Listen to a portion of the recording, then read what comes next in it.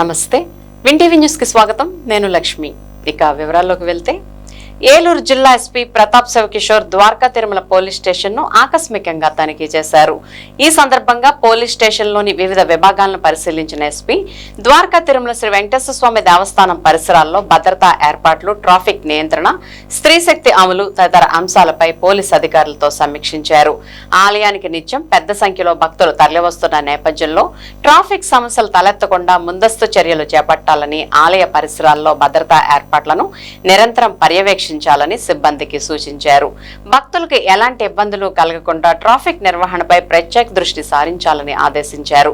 ఇక జిల్లాలో మాదక ద్రవ్యాల నియంత్రణకు పోలీస్ శాఖ చేపడుతున్న చర్యలను ఎస్పీ వివరించారు.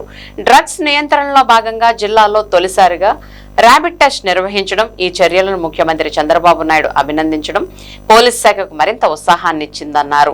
అక్రమ కార్యకలాపాలపై నిఘాను మరింత పెంచామని, డ్రోన్ల సహాయంతో పేకాట స్థావరాలు, ఇతర అక్రమ కార్యకలాపాలను గుర్తించి దాడులు నిర్వహిస్తున్నట్లు ఎస్పీ తెలిపారు.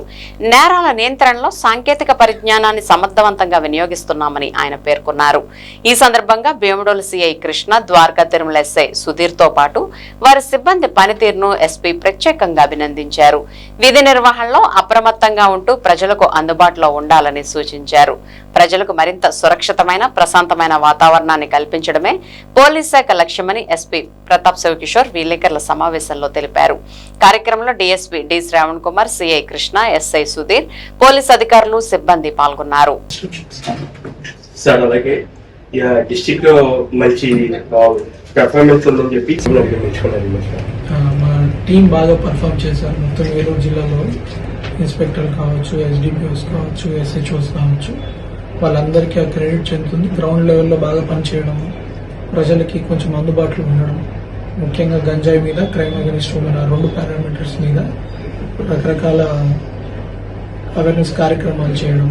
ఇప్పుడు మనం చూస్తే డ్రోన్స్ పెట్టి చాలా దగ్గరలో గంజాయి తాగించే వాళ్ళని పట్టుకోవడం కాకుండా వాళ్ళని రీహాబిలిటేషన్ సెంటర్లకు పంపించి కొంతమంది లేడీస్ని కూడా బాగు చేసి వెనక్కి తీసుకొచ్చిన సందర్భం ఉంది.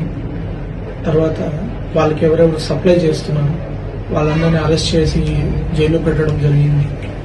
ఇంకా మన అన్ని బస్సులో కూడా 1972 నెంబర్ గురించి ప్రచారం చేయడానికి స్టిక్కర్స్ పెట్టడం జరిగింది.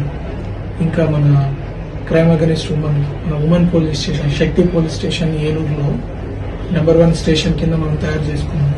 దాని అంబియన్స్ కూడా మీరు కూడా ఒకసారి వెళ్ళి చూడొచ్చు. ఇక్కడి నుంచి కూడా దాంట్లోకి వెళ్తే పోలీస్ స్టేషన్ లాగా ఫీలింగ్ ఉండదు.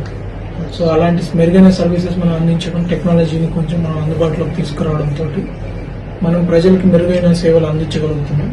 కానీ ప్రజలకి ఇంకా చాలా సేవలు అందించవచ్చు, చేయడానికి ఇంకా చాలా ఉంది. అంటే బాగా చేస్తున్నామంటే అన్ని అయిపోయినాయని కాదు, చేయడానికి చాలా స్కోప్ ఉంది. మనం ఇంకా ఇంప్రూవ్ చేయడానికి ఇంకా చాలా స్కోప్ ఉంది.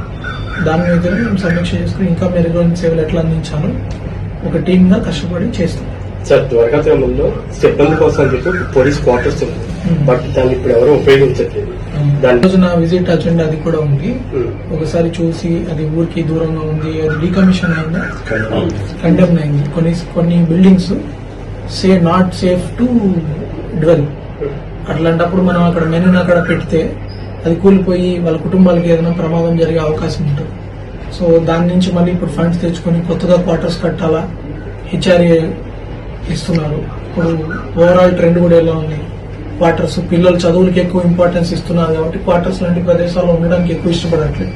ఎవరికి వాళ్ళు జీతాలు అని ఉండడం వల్ల కొత్తగా హౌసింగ్ లోన్ తీసుకోవడం, వాళ్ళకంటే ఒక సొంత ఇల్లు నిర్మించుకోవడానికి ముందుకు వస్తున్నారు. ప్లస్ రెంటెడ్ హౌసెస్ రెంట్ కట్టేస్తే హెచ్ఆర్ఏ తోటి ఎక్కువ క్వార్టర్స్ కంటే మంచి సదుపాయాలు వస్తున్నాయి కాబట్టి క్వార్టర్స్ లో బలవంతంగా ఉండాల్సి వస్తుంది. కాబట్టి ఓవరాల్ కూడా క్వార్టర్స్ అనే కాన్సెప్ట్ మెన్ నుంచి కూడా డిమాండ్ రావట్లేదు కొత్త క్వార్టర్స్ కన్స్ట్రక్ట్ చేయడానికి. దాన్ని ఆ ప్లేస్ ని బెటర్ గా ఎట్లా యూటిలైజ్ చేస్తాం అనేది వర్కౌట్ చేస్తాం. ఇప్పుడు ర్యాపిడ్ టెస్ట్ లాంటిది ఒకటి వస్తుంది కదా సార్, దాన్ని ఏమైనా యూజ్ చేయడం? అది మన దగ్గరే స్టార్ట్ చేశారు. ఆల్మోస్ట్ చాలా మంది మీద టెస్ట్ చేయడం జరిగింది.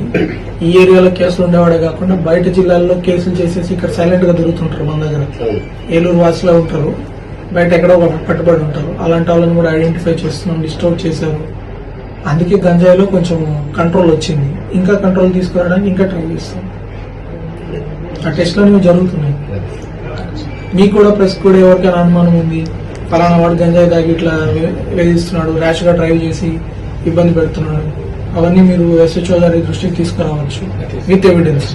మామూలుగా అలిగేషన్ కాకుండా మీకు తెలుస్తాయి కదా, ఫలానా స్కూల్ దగ్గర ఇట్లా చేస్తున్నారు అట్లాంటి ఏమో ఉంటే మీరు SHOకి చెప్పండి. లేకపోతే మా వాట్సాప్ నెంబర్ ఉంది, ఆ వాట్సాప్ నెంబర్ మీరు పంపించినా కూడా వీళ్ళు ప్రజలకి ఇంకా కొంచెం బెటర్. మీడియా కూడా పోలీస్ SI గారికి 2 కళ్ళు, మీరందరికి 2 ఎక్కువ జతలు కళ్ళు కలిస్తే చెడ్డవాడు ఎక్కడ పారిపోలేడు కదా.